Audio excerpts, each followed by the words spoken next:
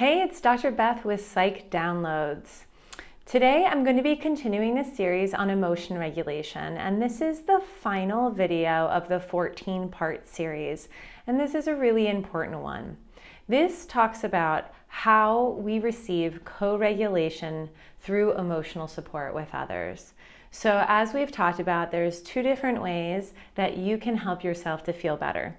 You either can turn to yourself for self-regulation, and there are 5 different ways to self-regulate, or you can turn to other people for co-regulation, and within that relationship, through that connection, in those interpersonal relationships, you can help yourself to achieve emotion regulation to feel better. So one of the 6 strategies for co-regulation, of turning to people to help you to feel better, is emotional support. So this is the process of being authentic, vulnerable, honest, disclosive about what our actual emotional experience is and sharing it with someone else. And so while this might sound obvious, this is actually a really difficult task for a lot of people to accomplish. It's a pretty high level of awareness to be able to figure out what you're feeling, how you make sense of it, how to label what those feelings are, how to organize what those feelings are, and how to express them to other people. Because in order to do this, you have to understand what you're feeling to yourself first. And a lot of people are pretty cut off from their feelings. They're pretty avoidant of their feelings, or they just choose to distract themselves as soon as their feelings come up. Whereas there are other people that get so sort of immersed and overwhelmed by their feelings that they have a hard time sort of disclosing them to someone else, getting themselves to kind of make sense of what's happening from more of a mindful place and talking to somebody else about it. But when we have the ability to talk to somebody authentically and vulnerably about how we feel, we have the ability to receive emotional support from them. And this can come in a lot of different ways. So emotional support can be simply from somebody listening to us actively. This could come from somebody offering us advice and feedback based on what we're feeling. This could be just from somebody witnessing what our experience is. Or this could be just through venting, just us needing to get out what happened. We're not looking for advice. We're not looking for problem solving. We just want to get out something that we witnessed, something that we felt, something that we experienced, because just through being seen by someone else, this can be a way to help us feel emotionally regulated. It can help us to feel calmer. It can help us to feel soothed. It can help to alleviate or even eliminate our anger. So there's a lot that we can get from learning how to receive emotional support from other people. But in order to do that, we have to be able to disclose. We have to be able to be vulnerable and to be honest with how we feel. So this is a really important co-regulation strategy. This is a pretty essential human regulation strategy. And so some of the barriers that people find to this, again, going back to what I said earlier, is not really understanding themselves emotionally. And I just want to highlight, it's really important for us to understand all of our emotions. There's a lot of people, because we live in a society that likes to kind of push negative emotions aside or avoid them and not talk about them. This actually creates a problem for all of us in being able to relate and understand our negative feelings. However, our negative feelings tend to be the ones that we get tripped up on. Most people don't get too overwhelmed by being happy and feeling calm all the time. So it's really important to get to know your negative feelings or your confusing feelings or your overwhelming feelings to yourself first, because that's what's needed in order to connect with somebody else about them. And when we connect with somebody else about them, we have an entirely new way to regulate our emotions and to help us to feel better. It's amazing what can happen if we are kind of stuck in ourself and our emotions, thinking about our internal narratives and what they mean to us without being checked by other people. There's lots of bad things that can come about from this. Again, if we just have a lot of negative thoughts about ourselves, but we never check in with somebody else about what those thoughts are or what their perspectives are, or we get another viewpoint, we can kind of just keep those narratives going internally. So emotional support and turning to others for co-regulation really can help kind of keep a check on our feelings and keep a check on how we feel about ourselves. And this is a really, really important way for us to achieve mood regulation. So one of the things I also want to talk about is how important it is to actually have more than one person that we turn to for emotional support.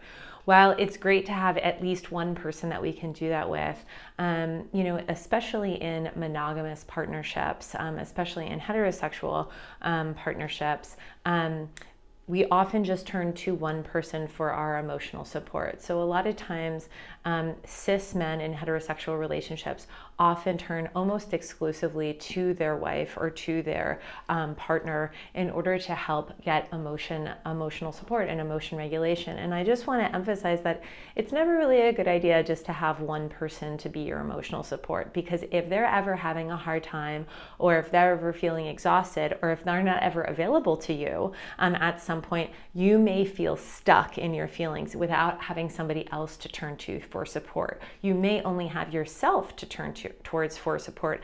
And although you can learn a lot about self-regulation and how important that is in some of the other videos in this series, I want to highlight that really making sure that you have a couple people, ideally several, that you can turn to for emotional support is really, really helpful, because that means if one of them is having a hard time and they're not available to support you, you have other people that you can turn to. Likewise, when we have multiple people that we can turn to for emotional support, we get different perspectives, we get different sounding boards, and that's only going to help us understand ourselves better. It's only going to help us regulate our mood and our feelings better. So I want to encourage you to think about expanding the amount of people that you turn to for emotional support, because this is a really great way that you can help yourself to emotionally regulate. Additionally, we want to be able to offer reciprocal emotional support. So when we turn to others for emotional support, we can't just kind of keep turning to them as if they're this endless well and they have all of this water to give to us for our feelings and our emotions. We also need to think about how we're offering reciprocal support back to this person. And I want to say that this doesn't have to happen at the same time. If you're struggling and having a hard time, maybe you don't have capacity to be an emotional support for somebody else. That's no problem.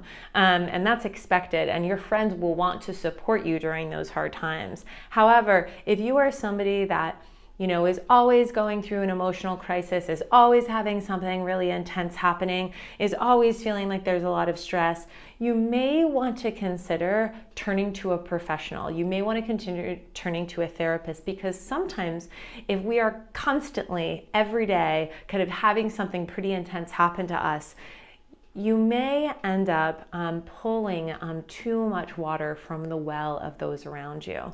And so I just want to highlight that this is really only for people who on a day-to-day basis or on a pretty semi-regular basis are having a hard time regulating their emotions. You don't want to always turn to the same people in your life, because that may actually lead them to deplete the water that they need for themselves to soothe them and feel better. I also want to highlight some of the barriers that people have to achieving emotion regulation with other people. Sometimes people get this message that if I turn to other people when I'm having a hard time, I'm going to be a burden.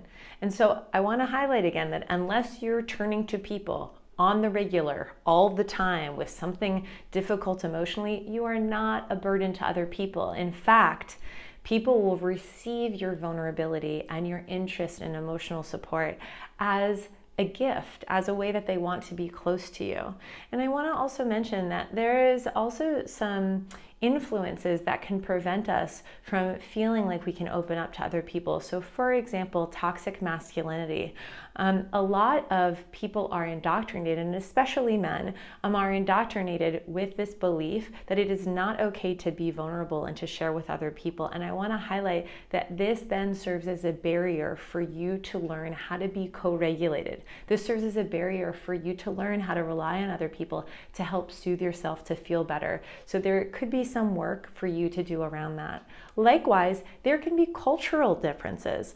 There are certain cultures that are not encouraging of sharing very vulnerable or very difficult or very authentic things from other people.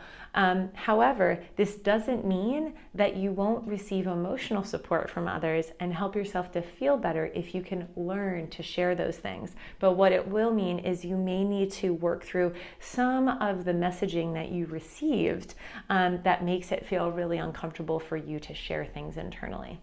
So some of the questions to think about when you think about emotional support and how you turn to others to achieve co-regulation as a way to really maximize how you manage your feelings is to think about whether or not you feel comfortable talking about your own feelings and your authenticity, and also whether or not you receive other people's vulnerability with comfort. Because, it's a pretty uncomfortable situation when you're trying to get emotional support from somebody, and then all of a sudden you sort of realize that they're not comfortable with that experience. It can feel really, it can make you feel vulnerable, and it can really create some tax on that relationship.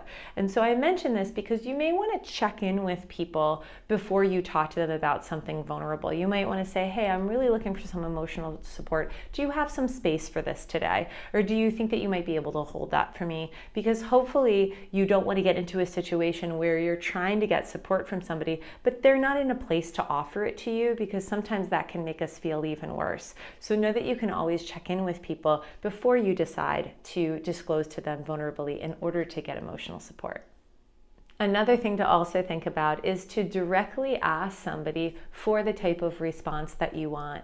Some people, you've probably had this happen. You tell them about something emotional that's happening, and immediately they turn to you and try to problem solve it. They try to give you some advice or a solution for how you can make that feeling go away. And sometimes it doesn't feel good because that's not what you're looking for. So when you do turn to other people for emotional support, figure out in advance what it is that you're looking for. Do you just want to vent?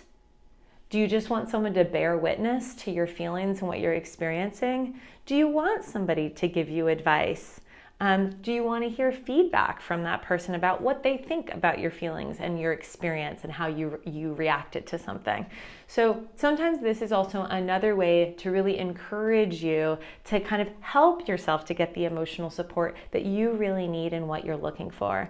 And if some of these things sound confusing, or you're not even sure how to talk to other people about your feelings and your emotions, this is a great thing that you can turn to a professional about. This is a great thing to talk to a therapist about. As a psychologist, this is something that I work a lot on with people, which is how do I help my clients to communicate to people close to them about what they're feeling and about what's going on for them. So know that this is always a skill that you can really get better at by talking to a professional about if you have some struggles with this on your own. So hopefully you can think about how you turn to others for emotional support, because this is one of the most important ways, the most important 6 ways that we can turn to other people to help us get co-regulated. So if you've watched this entire series, something to really think about is that we want to have a balance between how much we turn to others for co-regulation to help us to feel better in our feelings, and how we turn to ourselves to help us feel better with our feelings. Likewise, within these 2 categories of self-regulation and co-regulation, we want to have a balance between all of the different strategies of how we can soothe ourselves and how we can regulate ourselves. So as I mentioned, emotional support is one of the 6 ways that we can turn to other people, but we don't want it to be the only strategy we use when we turn to other people, because sometimes others are not available for that, and sometimes we need a different type of regulation. So I encourage you to watch the rest of the series. If you've only caught this video, you can find all of the videos on YouTube and subscribe to Psych Downloads there. You can also like me on Facebook at Psych Downloads, and also please follow me on Instagram at Psych Downloads. Thanks so much for watching these videos and this entire series. Thanks so much. I'm Dr. Beth.